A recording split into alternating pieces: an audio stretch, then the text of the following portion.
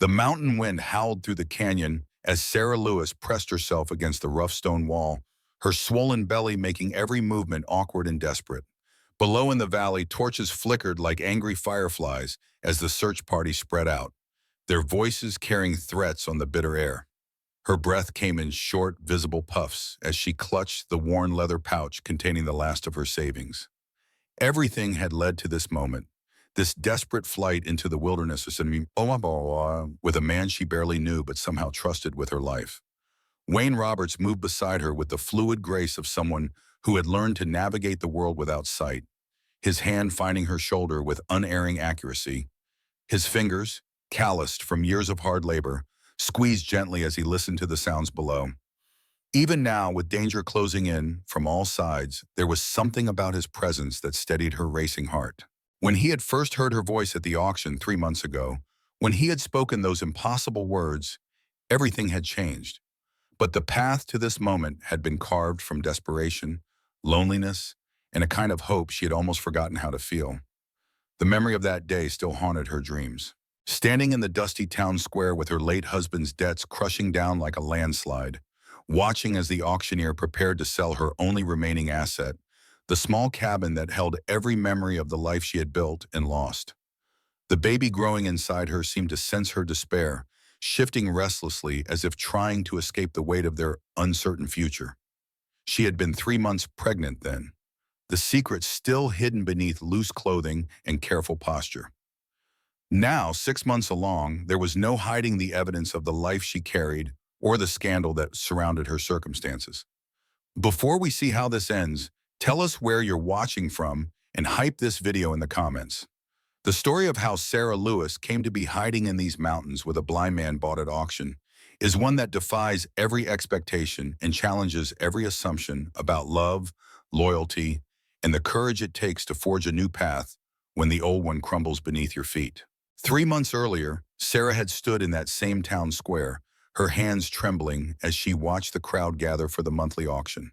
The morning sun beat down mercilessly on the assembled townspeople, their faces a mixture of curiosity and judgment as they eyed the various lots up for bid. Livestock, furniture, farm equipment, and occasionally human labor contracts, all changing hands in the relentless machinery of frontier commerce. She had come not to buy, but to sell, to liquidate the last valuable thing she owned in a desperate attempt to pay off the mountain of debt her husband Kenneth had left behind when the mine collapse took his life. The cabin had been their dream, a modest structure built with their own hands on a plot of land overlooking the valley. Kenneth had worked the silver mine by day and spent his evenings adding rooms, planning for the family they hoped to build together. The irony was not lost on her that she now carried that family within her, a child who would never know his father, while she prepared to sell the home that had been built with such love and hope.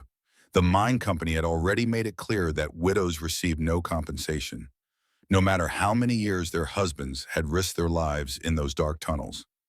The debts, however, those transferred seamlessly to the surviving spouse. As she waited for her property to be called, Sarah noticed the commotion near the platform where a different kind of auction was taking place. A group of men stood in a loose circle around a figure she could barely make out through the crowd. Their voices carried a mixture of amusement and disdain as they discussed the lot being offered. It was only when the crowd shifted that she caught her first glimpse of Wayne Roberts, though she did not know his name then. He stood with his shoulders straight despite the obvious poverty of his clothes, his face turned slightly upward as if reading some invisible text written in the air above the crowd. The auctioneer's voice boomed across the square as he described the offering with the casual callousness that marks such proceedings. A man in his 30s, strong despite recent illness, available for labor contracts of varying duration. The blindness was mentioned as a defect that lowered the value, though several bidders seemed to think it might make for a more compliant worker. Sarah felt her stomach turn at the casual way they discussed him, as if he were livestock being evaluated for slaughter. What happened next would replay in her mind countless times over the following months. As the bidding began, Wayne Roberts turned his head in her direction with sudden, sharp attention. She had not spoken, had barely moved, but somehow he had sensed her presence among the dozens of people surrounding the platform. His unseeing eyes seemed to look directly at her as he tilted his head, listening with the intense focus of someone accustomed to gathering information through senses other than sight. The bidding was lackluster, reflecting the general skepticism about employing a blind man for manual labor. The amounts called out were insulting, treating a human being as damaged goods to be acquired cheaply and discarded easily. Sarah found herself growing angry at the casual cruelty of it all, the way the townspeople discussed Wayne's limitations as if he were not standing right there, listening to every word. She had experienced enough judgment and whispered comments about her own situation to recognize the particular sting of being reduced to your most vulnerable qualities in the eyes of others. When the auctioneer called for final bids, the highest offer stood at a mere $12, barely enough to cover a month's basic provisions. The man making the bid was known throughout the territory for his harsh treatment of workers, a rancher who went through hired hands like kindling, using them up and casting them aside when they could no longer meet his impossible demands. Sarah could see the satisfaction in his weight in third base as he prepared to claim his prize. No doubt, already calculating how much work he could extract before the blind man's usefulness expired. It was then that Sarah heard herself speak, her voice carrying clearly across the square, despite her intention to remain silent and invisible. $25. The words seemed to come from somewhere outside herself, as if another person entirely had taken control of her voice. The crowd turned to stare at her, their expressions ranging from surprise to suspicion. A pregnant widow with barely enough money to survive bidding on a labor contract made no sense to anyone present, least of all to Sarah herself. The auctioneer paused, clearly confused by this unexpected development. "Ma'am, are you certain you understand the nature of this contract? This is for manual labor, not domestic service." His tone carried the patronizing patience typically reserved for children and women who had clearly overstepped their understanding. Several men in the crowd chuckled at what they assumed was a mistake, born of feminine confusion about the practical realities of frontier life. "I understand perfectly," Sarah replied, her voice steadier now despite the racing of her heart. $25. She had no idea where the money would come from, no plan for what she would do with a blind man even if she won the bid. All she knew was that she could not stand by and watch Wayne Roberts be sold to someone who would treat him as less than human. Perhaps it was the recognition of shared desperation, or perhaps it was something else entirely, but she felt compelled to act. The rancher who had been winning the bid turned to glare at her, his face darkening with anger. $30, he called out, his voice sharp with irritation. He was not accustomed to being challenged, especially not by a woman in obvious financial distress. The crowd murmured with interest, sensing drama in what had begun as a routine transaction. Sarah felt the weight of every eye upon her as she considered her options. $30 was more than she had, more than she could possibly justify spending given her circumstances. But something in Wayne's posture, the way he held himself with dignity despite his situation, made her think of Kenneth and the quiet strength he had shown even in the face of impossible odds. "Quote bomb," she heard herself say, the words feeling both foreign and inevitable. The bidding continued for several more rounds, each increase pushing Sarah deeper into financial territory she could not afford to explore. But each time the rancher raised his offer, she found herself responding, driven by a combination of stubbornness and something deeper that she could not yet name. The crowd had grown silent, sensing that this was about more than a simple labor contract. There were undercurrents here that spoke to larger questions about dignity, desperation, and the choices people make when pushed to their limits. When the final bid was called at $52, the rancher threw up his hands in disgust and stalked away, muttering about fool women and their bleeding hearts. Sarah stood frozen as the reality of what she had done settled over her like a cold mountain fog. She had just committed to paying $52 she did not have for a man she did not know, for reasons she could not fully explain even to herself. The auctioneer was calling for payment, and the crowd was beginning to disperse, leaving her alone with the consequences of her impulsive decision. It was then that Wayne Roberts spoke for the first time since the bidding had begun. His voice was low and rough, as if he had not used it much in recent weeks, but there was something in the tone that made Sarah's breath catch in her throat. I know that sound, he said, his unseeing eyes still turned in her direction. The way your voice breaks when you're trying to be brave. I heard it before a long time ago. The words hit Sarah like a physical blow, not because they were harsh, but because they were impossible. She had never met this man before, had never even seen him until today. There was no way he could know anything about her voice or the way it sounded when she was afraid.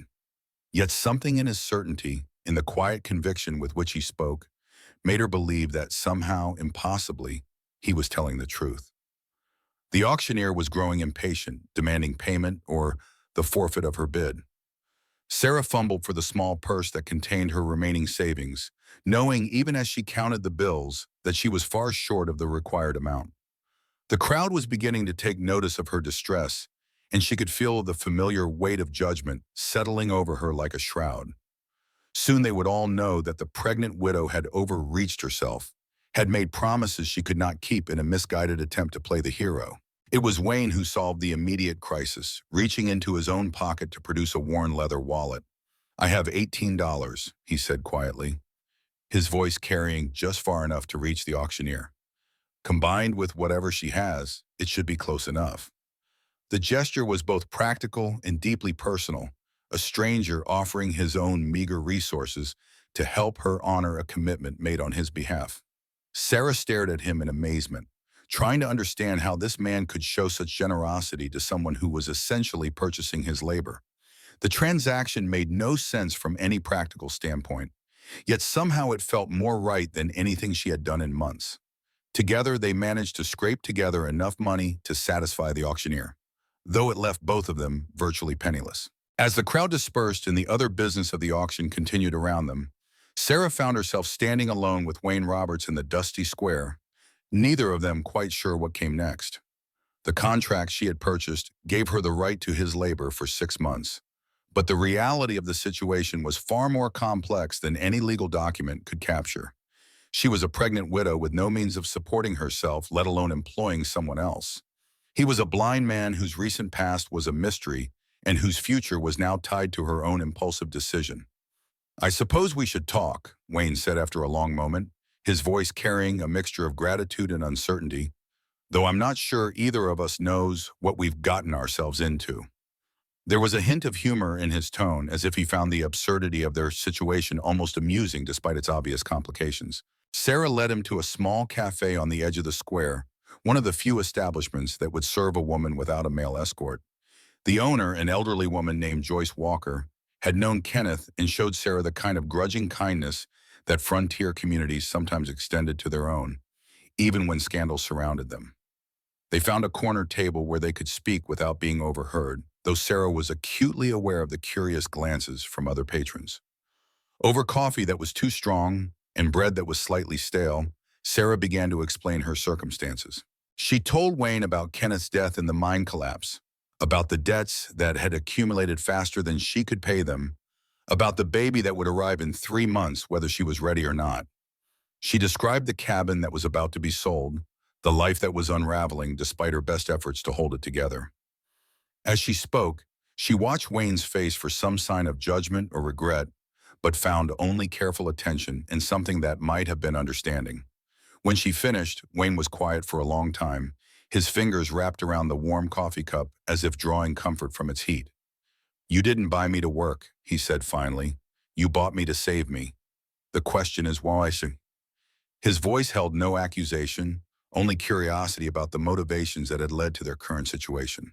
Sarah considered the question, trying to find words for something she did not fully understand herself. "I couldn't watch them treat you like that," she said at last. "Like you were broken goods to be used up and thrown away. I know what that feels like." The admission cost her something, revealing more vulnerability than she had intended to share with a stranger. Wayne nodded slowly as if her answer confirmed something he had already suspected. "The mine collapse that killed your husband," he said. "It was the Silver Creek operation, wasn't it? About 8 months ago?" The specificity of his question caught Sarah off guard, and she found herself nodding before remembering that he could not see the gesture. "Yes," she said aloud. "How did you know?"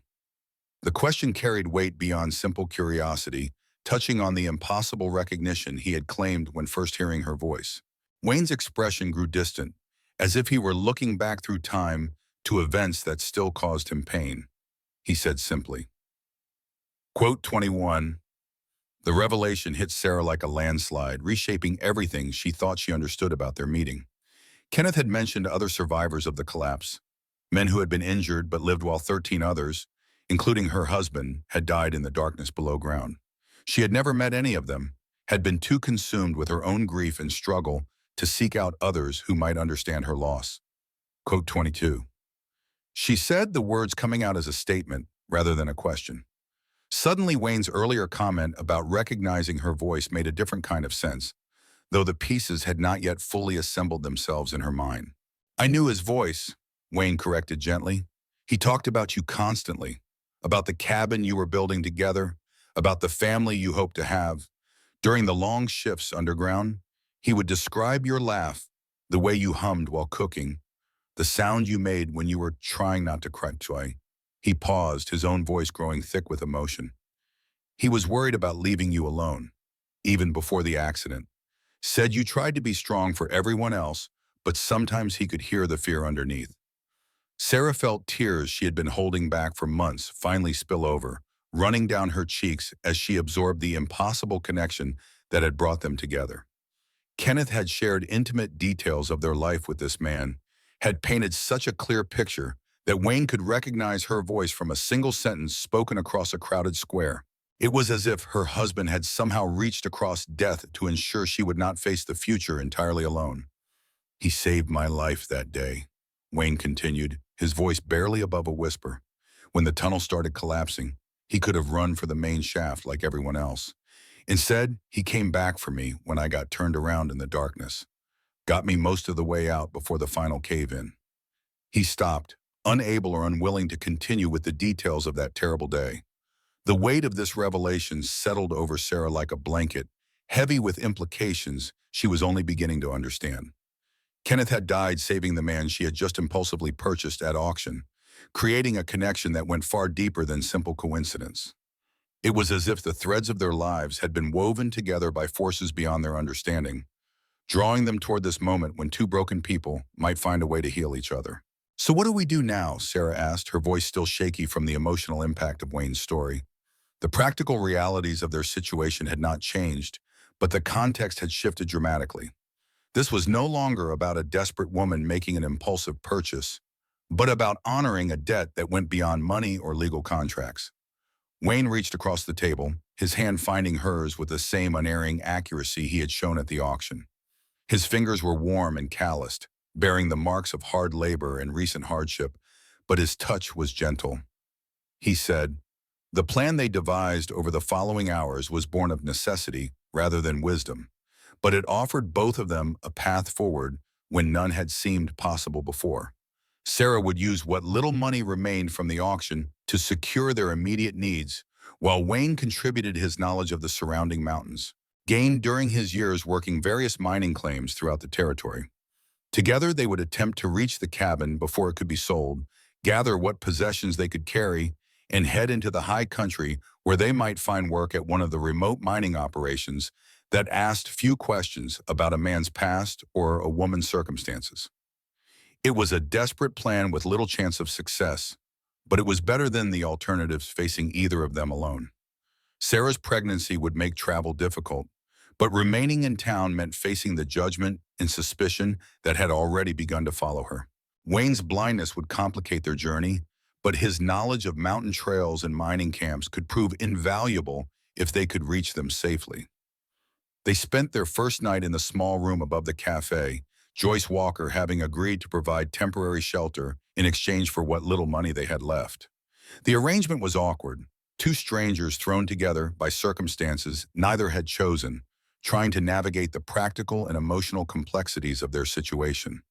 Sarah lay on the narrow bed while Wayne made himself as comfortable as possible on the floor, both of them acutely aware of the other's presence in the small space. Sleep came fitfully, interrupted by the sounds of the town settling into evening routine and the weight of uncertainty about what tomorrow would bring. Sarah found herself listening to Wayne's quiet breathing, trying to reconcile this gentle stranger with the stories Kenneth had told about his fellow miners. Her husband had described Wayne as competent and reliable, someone who could be counted on in difficult situations. But he had never mentioned the quiet dignity that seemed to define the man's character, even in the face of such obvious hardship. Morning brought new challenges as they prepared for the journey to Sarah's cabin. Wayne had produced a worn canvas pack that contained his few remaining possessions, while Sarah gathered what supplies they could afford from the general store. The proprietor's wife made no effort to hide her disapproval of the arrangement, serving them with the kind of cold efficiency reserved for customers whose money was welcome even when their presence was not. The walk to the cabin took most of the day, following a winding trail that climbed steadily into the foothills above town. Wayne moved with surprising confidence despite his blindness, using a walking stick to test the ground ahead, while relying on his other senses to navigate the familiar terrain. Sarah found herself struggling more than she had expected, her pregnancy making the uphill climb exhausting despite the relatively moderate pace Wayne set to accommodate her condition. They stopped frequently to rest, sharing water and the small amount of food they had brought, while Wayne pointed out landmarks he remembered from his sighted days. He described the view from various points along the trail with such detail that Sarah could almost see the landscape through his eyes, understanding how someone who had lost his vision might still carry the beauty of these mountains in his memory. As they climbed higher, Wayne began to share more stories about Kenneth, painting a picture of her husband that was both familiar and surprisingly new. She learned about Kenneth's dreams of striking it rich and building a proper house in town, about his plans to expand their small cabin into something grander, about his excitement when he learned Sarah was pregnant, even though they had not yet told anyone else the news. Quote 31. Wayne admitted as they rested beside a small stream that tumbled down from the peaks above. Quote 32. The revelation was both touching and painful, showing Sarah a side of her husband's inner life that he had kept hidden even from her. He was already good enough, Sarah said softly, her hand unconsciously moving to her belly where their child continued to grow. He just couldn't see it in himself. The words carried weight beyond their immediate meaning, speaking to the way people often fail to recognize their own worth even when it was obvious to others. Wayne nodded, his expression thoughtful. He said the same thing about you, that you were stronger than you knew, braver than you believed. He was proud of you, Sarah. Proud of the way you faced challenges, the way you made a home out of nothing, the way you loved him despite all his fears and doubts. The conversation continued as they resumed their climb, Wayne sharing memories that helped Sarah understand her husband in new ways, while she described the life they had built together in the cabin that was now their destination. By the time they crested the final ridge and could see the small structure nestled in the valley below, Sarah felt as if she had gained not just a traveling companion, but a connection to Kenneth that death had not been able to sever. The cabin looked exactly as she had left it 3 days earlier, but somehow smaller and more fragile than she remembered.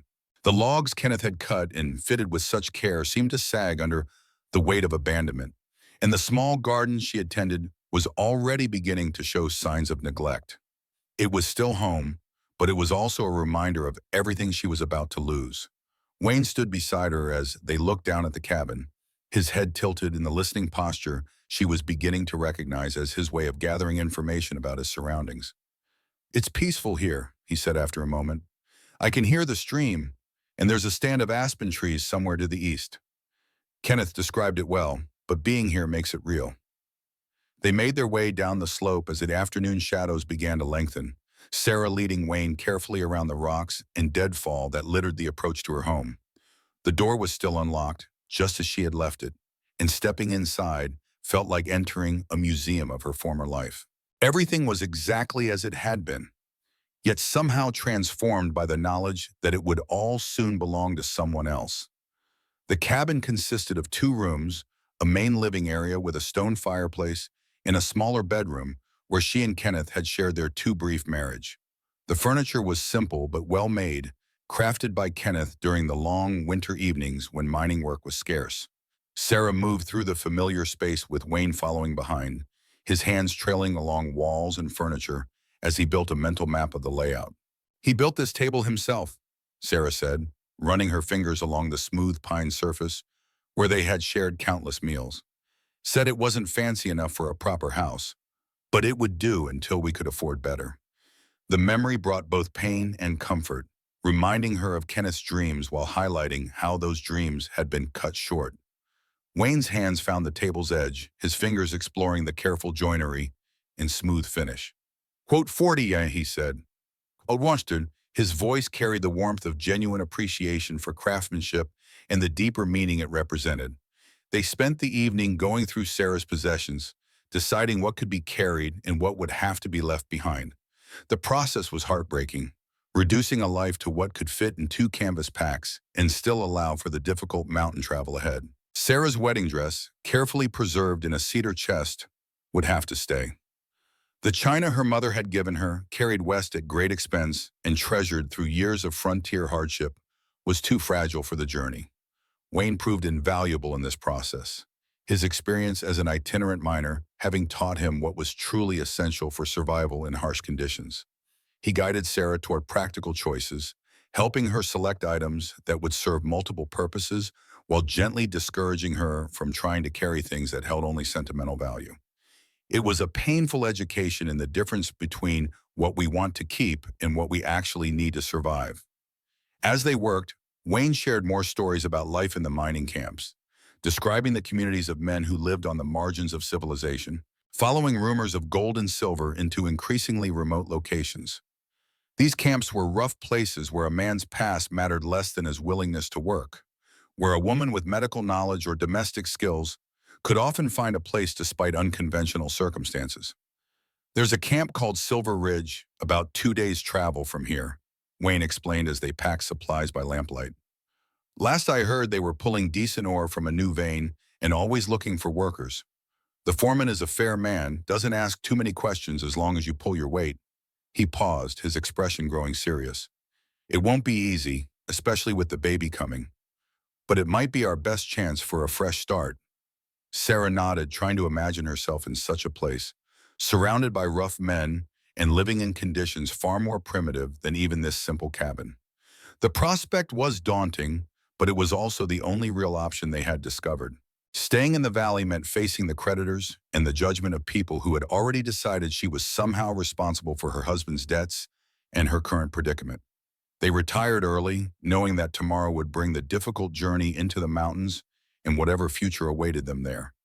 Wayne had insisted on sleeping on the floor again, despite Sarah's protest that the bed was large enough to share without impropriety.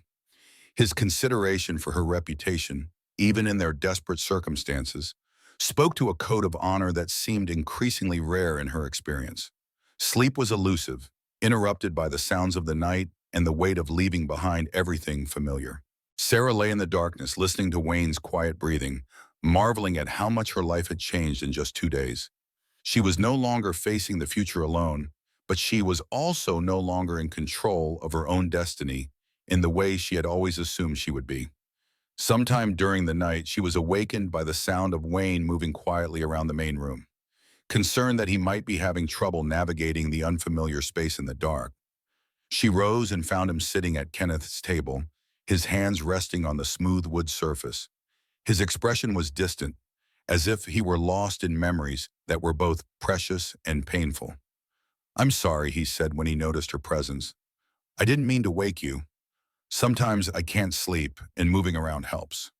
There was something in his voice that suggested this was a common occurrence, that the injuries he had sustained went beyond the loss of his sight.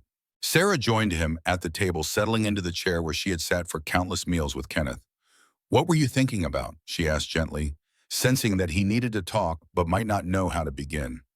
Wayne was quiet for a long moment, his fingers tracing patterns on the table's surface. He said finally, his voice carried the weight of someone who had experienced such a moment and was still struggling to understand its implications. Quote 50, Sarah asked, the question coming from a place of genuine concern rather than idle curiosity.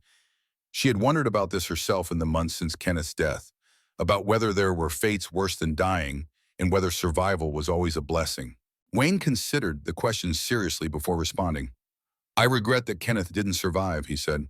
"I regret that you lost your husband and your child will grow up without a father. But I don't regret being alive, even like this. There's still purpose to be found, still ways to be useful." Yesterday proved that, I think. His words carried a quiet conviction that impressed Sarah more than any grand declaration might have. Here was a man who had lost everything he thought defined him, yet he had found a way to continue believing in the value of his existence. It was a lesson she needed to learn herself, a way of thinking about her own circumstances that might offer hope instead of despair. They talked until dawn began to lighten the eastern sky, sharing stories and fears with the kind of honesty that desperate circumstances sometimes make possible. Wayne told her about his life before the mine, about growing up on a small farm in Ohio and coming west with dreams of adventure and fortune. Sarah described her childhood in a small town back east, about meeting Kenneth at a church social and following him to this remote valley because she believed in his vision of their future together. By the time they were ready to leave the cabin, Sarah felt she understood Wayne Roberts better than she had understood some people she had known for years. There was a depth to him that his quiet manner initially concealed, a thoughtfulness and strength that had been forged by hardship but not broken by it. She found herself grateful for the impulse that had led her to bid on his contract, even though the practical wisdom of that decision remained questionable.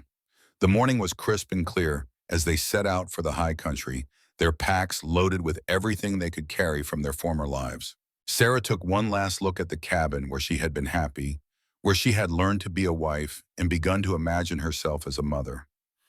It was painful to leave, but it was also liberating in a way she had not expected.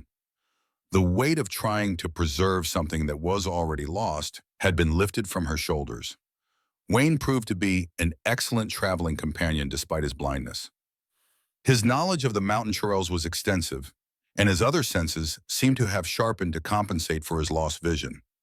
He could detect changes in weather long before Sarah noticed them, could identify potential hazards by sound or smell, could navigate by landmarks that were invisible to her but clear to his trained awareness.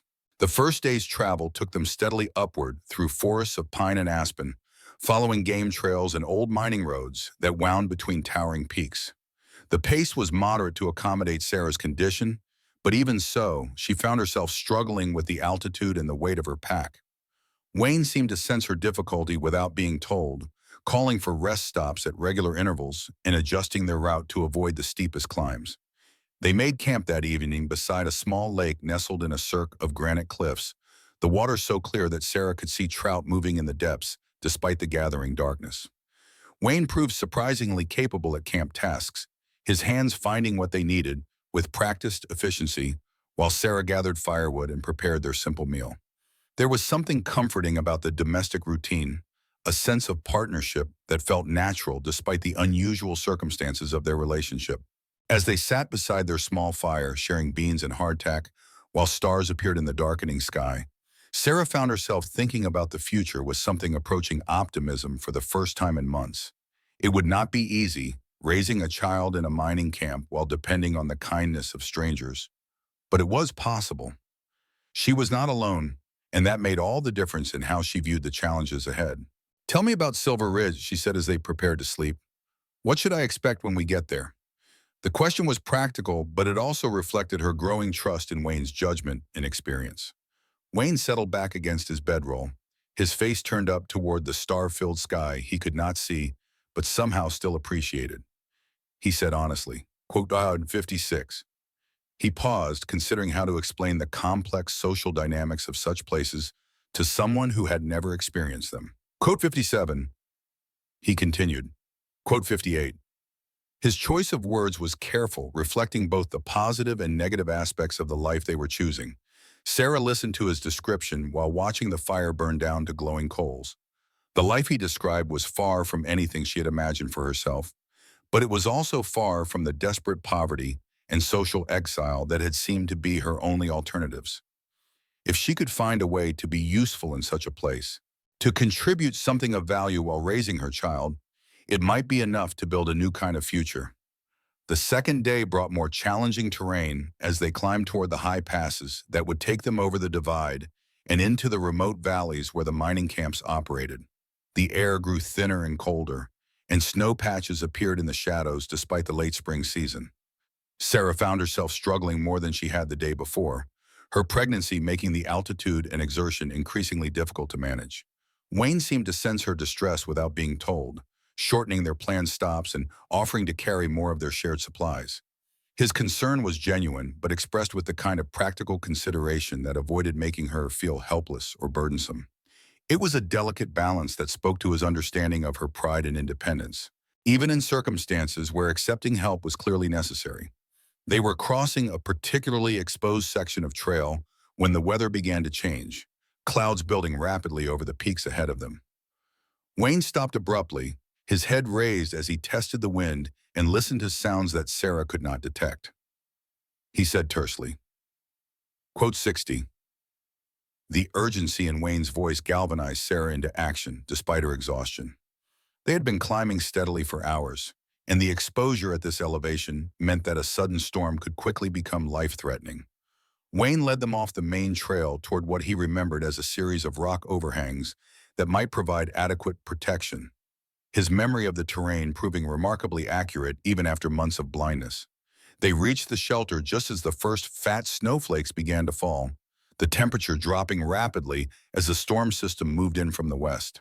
The overhang, Wayne had remembered, was larger than Sarah had hoped, providing a space where they could wait out the weather while remaining relatively dry and protected from the wind. They quickly set up their camp in the natural alcove, grateful for the solid rock walls that would reflect their fire's heat. The storm that followed was fierce and sudden, the kind of high country weather that could trap travelers for days if they were unprepared. Snow fell heavily, driven by winds that howled through the peaks with a sound like distant voices calling across impossible distances.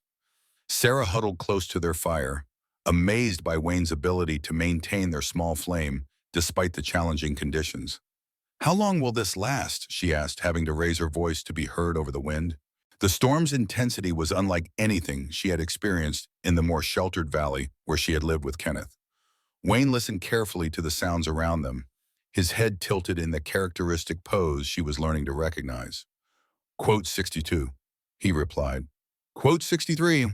His tone was calm, but Sarah could detect the underlying concern about their situation. They settled in to wait, sharing their limited food supplies and taking turns feeding wood to the fire that was their lifeline against the cold. Wayne told stories about other storms he had weathered in the mountains, some frightening and some almost comical in retrospect, all of them serving to distract Sarah from their current predicament while demonstrating his extensive experience with such conditions. As the hours passed, Sarah found herself studying Wayne's profile in the firelight, trying to understand the man who had so unexpectedly become her partner in survival.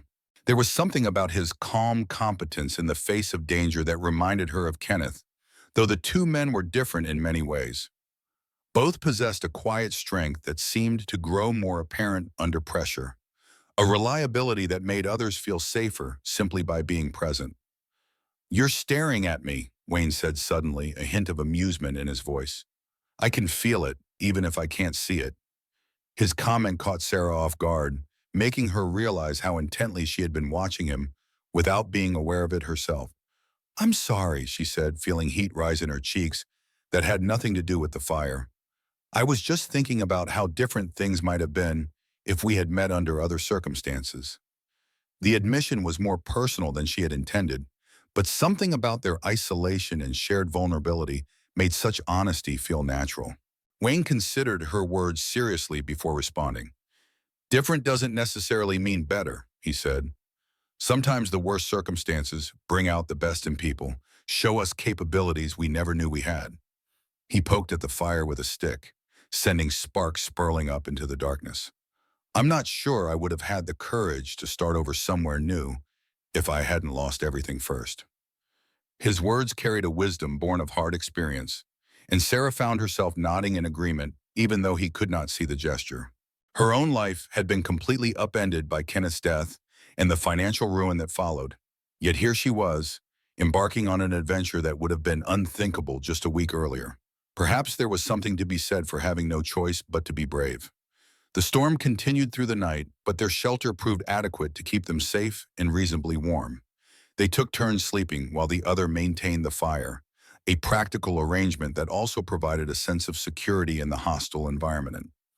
Sarah found that she slept better during Wayne's watch than she had in weeks, trusting his vigilance in a way that surprised her with its completeness. Morning brought clearing skies and a landscape transformed by fresh snow, the peaks around them gleaming white in the early sunlight. The beauty was breathtaking, but it also highlighted the challenges they would face in continuing their journey. The trail would be slippery and potentially treacherous, especially for someone carrying a child and traveling with a blind companion. Wayne emerged from their shelter and stood listening to the sounds of the post-storm morning, his head moving slightly as he gathered information about conditions beyond their immediate vicinity. "The wind has stopped," he announced after a few minutes, "and I can hear water running, which means the snow is already starting to melt at this elevation. We should be able to move safely if we're careful." They broke camp methodically, packing their gear with the practiced efficiency they had developed over just 2 days of traveling together. Sarah marveled at how quickly they had learned to work as a team, each anticipating the other's needs and movements in ways that made their partnership surprisingly smooth despite its unconventional nature. The trail beyond their shelter was indeed treacherous, with patches of ice hidden under seemingly innocent snow and rocks made slippery by the combination of moisture and altitude. Wayne proved invaluable in navigating these hazards, his walking stick and heightened senses allowing him to detect dangerous conditions before they became problems. Sarah followed in his footsteps, literally and figuratively, trusting his judgment about their route. By midday, they had crossed the highest pass and begun the descent toward the valley where Silver Ridge was located. The change in elevation brought warmer temperatures and clearer trails, making their progress much easier than it had been during the morning hours. Sarah felt her spirits lift as they moved into more hospitable terrain, the worst of their journey now behind them. The first sign of Silver Ridge was smoke rising from the valley floor, multiple columns that spoke of active mining operations and a substantial community. Wayne pointed out the landmarks he remembered from his previous time in the area, describing the layout of the camp and the personalities of the people they might encounter. His knowledge proved that he had indeed worked here before, lending credibility to his optimistic assessment of their chances for acceptance. As they descended toward the camp, Sarah could make out the details of the mining operation spread along the valley floor. There were perhaps 30 buildings of various sizes, from substantial log structures that housed the processing equipment to smaller cabins where the workers lived. The whole enterprise had the temporary but determined look of a place where serious money was being made, where people had committed to staying long enough to extract whatever wealth the mountains might yield. The first person they encountered was a grizzled man in his 50s who was working on equipment near the main processing building. He looked up as they approached, his expression shifting from curiosity to recognition as he focused on Wayne. "Quote 73, he called out, setting down his tools and walking toward them. "Quote 74. Wayne's face broke into the first genuine smile Sarah had seen from him, transforming his features in a way that made him look years younger. "Not dead, Scott," he replied, extending his hand toward the sound of the other man's voice. "Quote 76, huh?" Scott Robinson, for that was the man's name, clasped Wayne's hand warmly before his gaze shifted to Sarah with obvious curiosity. Wayne quickly made introductions, explaining their circumstances in broad terms that emphasized their need for work and housing without going into unnecessary detail about the personal history that had brought them together. Scott listened to their story with the kind of practical attention that frontier communities brought to such matters. The questions he asked were direct but not intrusive, focused on their abilities and willingness to contribute rather than the specific circumstances that had led to their arrival. Sarah found herself grateful for this approach, which treated them as potential assets rather than objects of curiosity or pity. Quote after Scott said after hearing their brief presentation, "Quote 78. He turned to Sarah with a respectful nod. "Quote 79. Quote on, Sarah replied, appreciating his straightforward manner. "Quote 81. She had helped the doctor in her hometown during difficult births and medical emergencies, skills that were always valuable in remote locations. Scott's face brightened considerably at this information. "Medical knowledge is worth its weight in gold up here," he said enthusiastically. "We've got a fellow who handles most of the doctoring, but he's getting on in years and could use the help. You might find yourself busier than you expected." They spent the rest of the afternoon getting settled in the camp, which proved to be more organized and civilized than Sarah had dared to hope. Wayne was assigned to a crew working the main shaft, his experience and knowledge of mining operations making him valuable despite his blindness. Sarah was given a small cabin to herself with the understanding that she would assist with medical needs as they arose while also helping with some of the domestic tasks that kept the camp running smoothly. The cabin was simple but clean, with a stone fireplace and enough space for her immediate needs. More importantly, it offered privacy and security, allowing her to maintain some independence while being part of the larger community. Wayne's quarters were nearby, close enough for mutual support, but separate enough to preserve propriety. That evening, the camp's residents gathered for their usual communal meal, a practice that served both practical and social purposes in their isolated community. Sarah found herself welcomed with the kind of reserved friendliness that characterized groups of people who had learned to depend on each other for survival. There were questions about her background and circumstances, but they were asked with genuine interest rather than judgment. Wayne seemed to relax in ways that Sarah had not seen before, his familiarity with several of the men creating a sense of belonging that had been missing during their journey. She watched him interact with his former colleagues, noting how his blindness was treated as simply another characteristic rather than a defining limitation. It was clear that these men valued competence and character over physical perfection, a refreshing change from the attitudes they had encountered in town. As the evening wore on, Sarah found herself drawn into conversations about life in the camp, about the work being done and the challenges they faced together. The men were curious about her medical knowledge, and she found herself answering questions about various ailments and injuries with growing confidence. It felt good to be valued for her skills rather than pitied for her circumstances. The camp's unofficial leader, a man named Henry Green, who served as foreman, took her aside after the meal to discuss her role more specifically. He was a thoughtful man in his 40s who had clearly earned his position through competence rather than bluster, and his questions were both practical and considerate. Quote 84, he explained. Quote 85, his tone was serious, making it clear that he took the matter of her safety and dignity very seriously. Sarah appreciated his concern while also making it clear that she expected to earn her place through contribution rather than special consideration. They discussed her medical background in detail, and Henry's respect for her knowledge was evident in the questions he asked and the responsibilities he was prepared to offer her. "There's one thing you should know," Henry said as their conversation wound down. "We've had some trouble lately with claim jumpers and other unsavory types who think a remote operation like this is easy pickings. Nothing serious yet, but we've had to post guards and be more careful about strangers."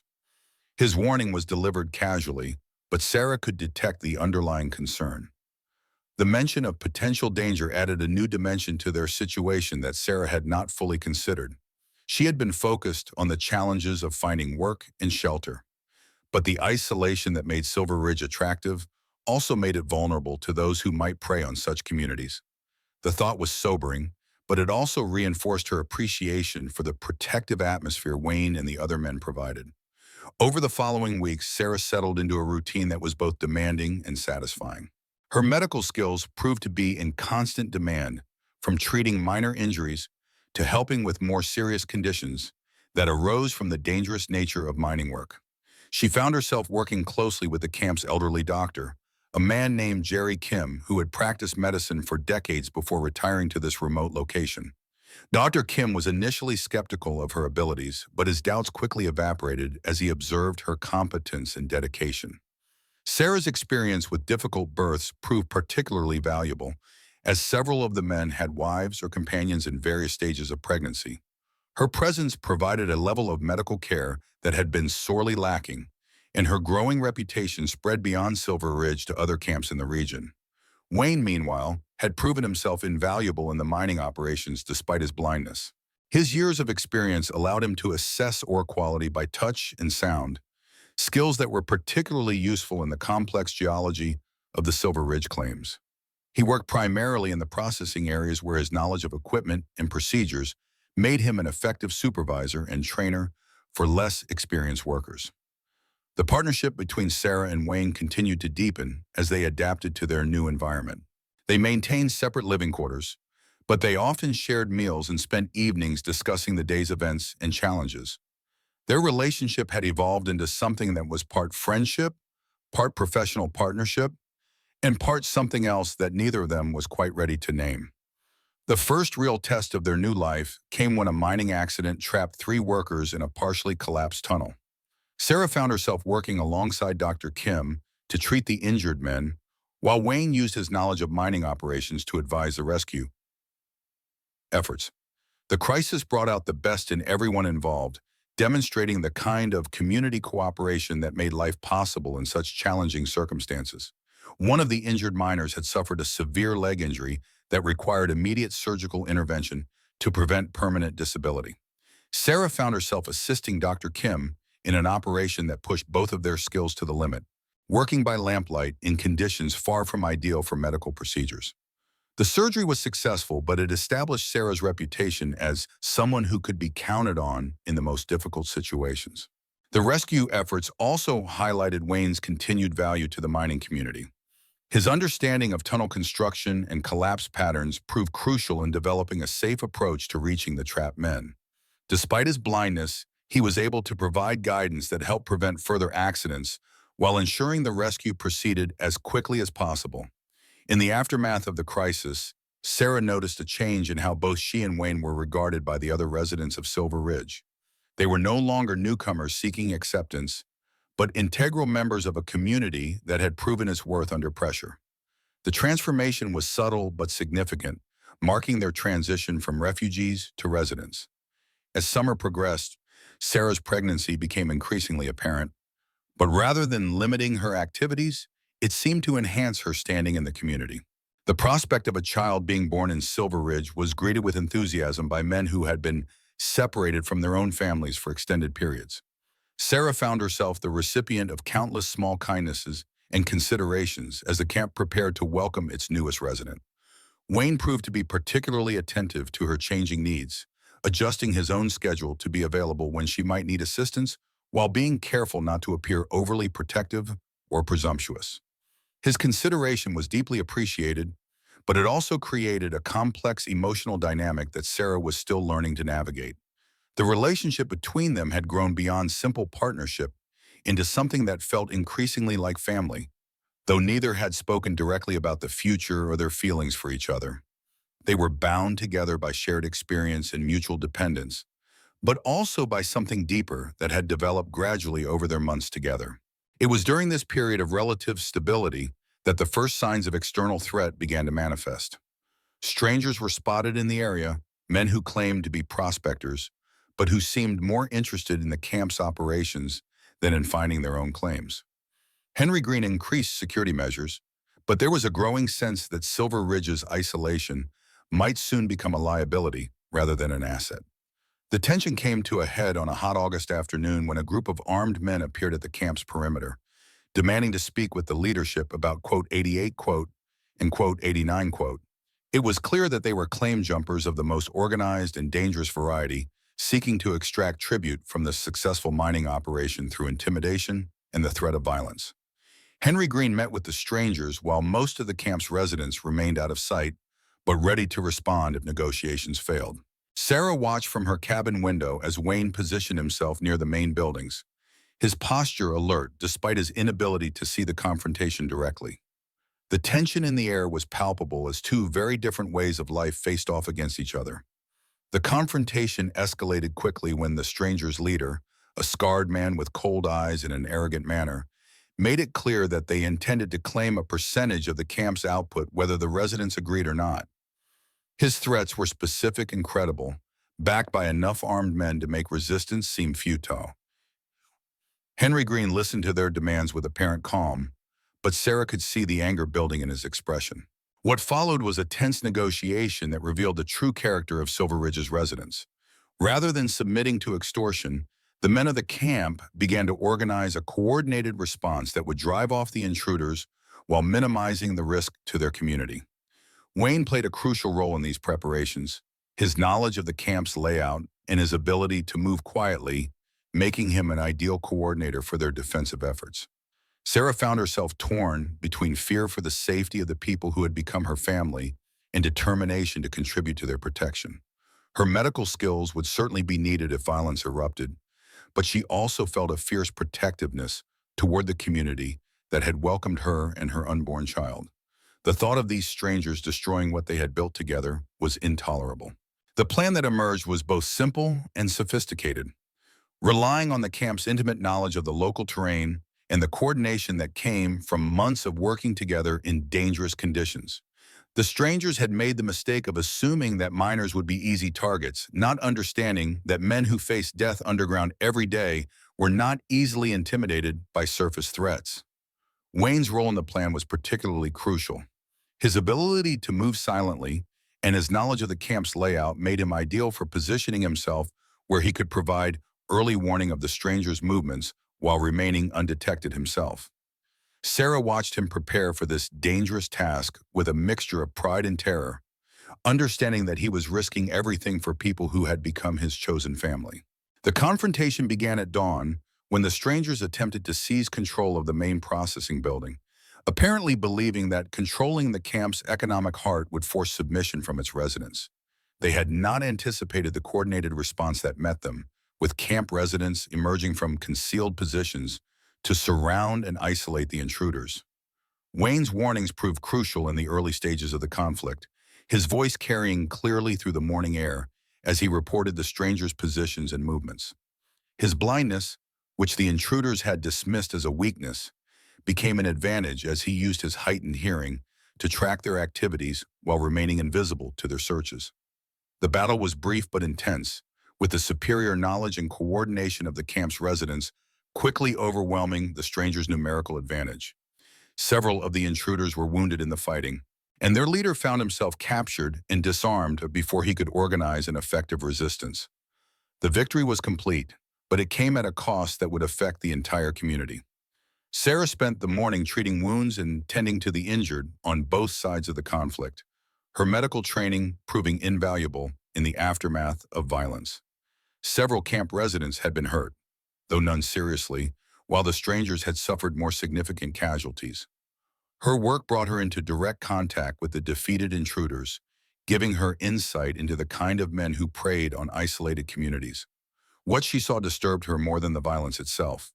These were not desperate men driven to crime by circumstance, but predators who had chosen to live by taking from others rather than building something of their own. Their leader, even in defeat, showed no remorse for his actions or consideration for the harm he had intended to cause. It was a sobering reminder of the darkness that existed in the world beyond their mountain sanctuary. The immediate aftermath of the conflict brought the community together in ways that peaceful times had not achieved.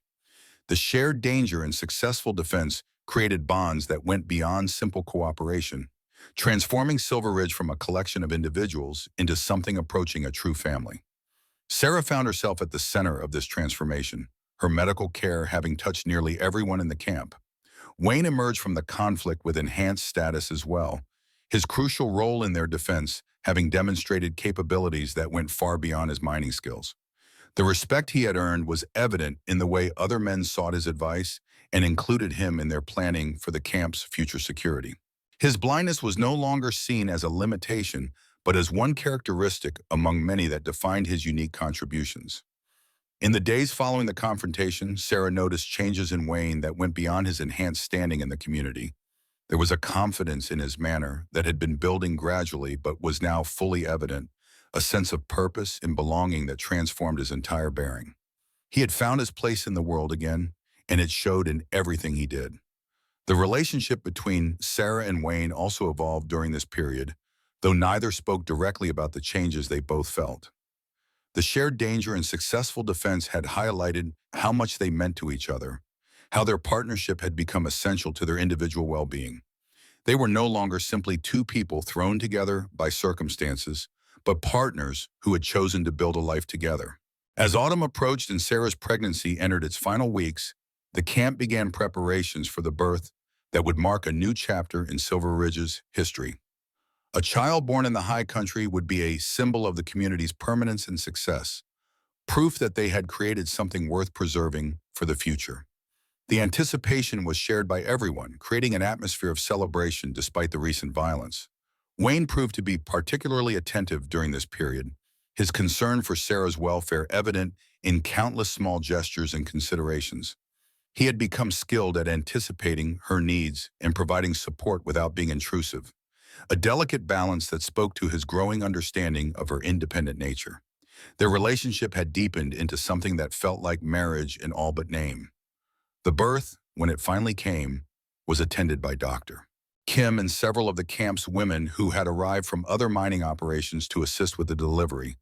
Sarah's medical knowledge proved invaluable, even during her own labor, as she was able to guide the process and ensure that complications were avoided.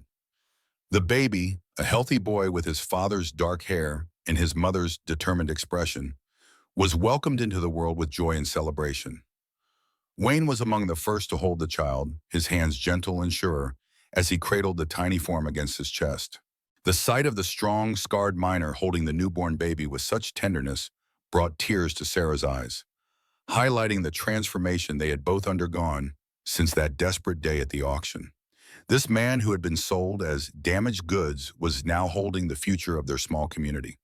In the weeks following the birth, Sarah and Wayne began to discuss their future with a directness that had been missing from their earlier conversations. The child had changed everything, creating new responsibilities and new possibilities that required careful planning and honest communication. They were no longer just two people surviving together, but a family with obligations to each other and to their son. The conversation that finally defined their relationship took place on a crisp October evening as they sat outside Sarah's cabin, watching the stars appear in the clear mountain sky. Wayne had been holding the baby while Sarah recovered from the day's activities, and the domestic scene felt both natural and profound in its implications for their future together. Quote, Wayne said suddenly, his voice quiet but certain. Quote, the words hung in the air between them, honest and vulnerable in a way that required courage to speak and courage to answer. Sarah looked at him in the starlight. This man who had entered her life as a stranger, bought at auction, and had become the center of her world. Bah, she replied, her voice steady despite the emotion that threatened to overwhelm her. Quote, the admission freed them both from the careful distance they had maintained, allowing them to acknowledge what had been growing between them since those first difficult days on the trail. Their love had developed slowly, built on shared hardship and mutual respect rather than passion or romance. But it was no less real for its unconventional origins. They were married the following spring in a ceremony that brought together residents from mining camps throughout the region. Dr. Kim performed the service, his medical training having equipped him to handle such duties in the absence of ordained clergy. The celebration that followed was a testament to the community they had helped build and the family they had created together. As Sarah stood beside Wayne during their wedding ceremony, holding their son while he spoke vows that promised a lifetime of partnership and love, she thought about the journey that had brought them to this moment. The desperate woman who had bought a blind man at auction could never have imagined the life they had built together, the love they had found in the most unlikely circumstances. The years that followed brought both challenges and joys as Silver Ridge continued to grow and prosper. Sarah's medical practice expanded to serve multiple camps throughout the region, while Wayne became a partner in the mining operation itself, his expertise and leadership earning him a substantial stake in their collective success. Their family grew as well, with two more children joining their son in the small cabin that had become the heart of their world. Looking back on those early days of desperation and uncertainty, Sarah often marveled at the series of choices and chances that had led to their happiness. The auction that had seemed like the end of everything had actually been the beginning, the moment when two broken people had found a way to heal each other and build something beautiful from the wreckage of their separate lives. Wayne never regained his sight, but he had found something more valuable in the love and partnership they had created together. The man who had been sold as damaged goods had proven himself to be exactly what Sarah needed, not despite his limitations, but because of the strength and character that had been forged by overcoming them. Their story became legend in the mining camps of the high country, told and retold around campfires, and in the long winter evenings when men gathered to share tales of survival and hope. It was a story that proved love could grow in the most unlikely soil, that family could be created from the most unpromising materials, and that sometimes the greatest treasures were found not in the ground, but in the courage to trust another human being with your heart and future. As they grew old together in the mountains they had made their home, Sarah and Wayne never forgot the lessons learned during those first desperate days when survival had seemed impossible and love had seemed like a luxury they could not afford. They had learned that the strongest foundations were built not on certainty and comfort, but on the willingness to face the unknown together, to create something new from the ashes of what had been lost. The child who had been born in Silver Ridge grew up to become a leader in his own right, carrying forward the values of community and mutual support that had defined his parents' life together. He often asked about the early days, about how his mother had come to buy his father at auction, and how they had built their life in the wilderness. The story never lost its power to inspire, never ceased to remind them all that love could triumph over the most impossible circumstances when it was grounded in respect, trust, and the shared commitment to build something better than what they had known before. In the end, the auction that had brought them together had been the beginning of their real lives. The moment when two people who had lost everything discovered that they had found exactly what they needed in each other. The sound of Sarah's voice that Wayne had recognized that first day had indeed been familiar, not because he had heard it before, but because it was the sound his heart had been waiting to hear, the voice that would call him home to a love he had never dared to imagine was possible.